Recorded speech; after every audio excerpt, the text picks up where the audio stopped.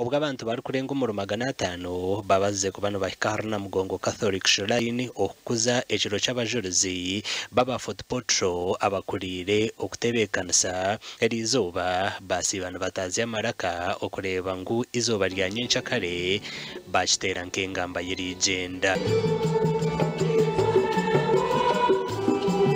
ababine ibintu bitari bimwe na bimwe ebiri kujumera ebirumwe nanga engoma obucencena n'ebindi kandi umwanya ugu tukayenda ngo rugemo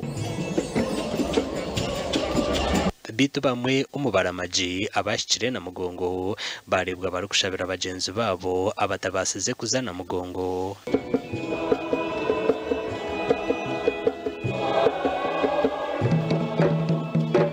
kandi bo abantu abari kutura umuruna mugongo abine hardware ebarana n'ebindi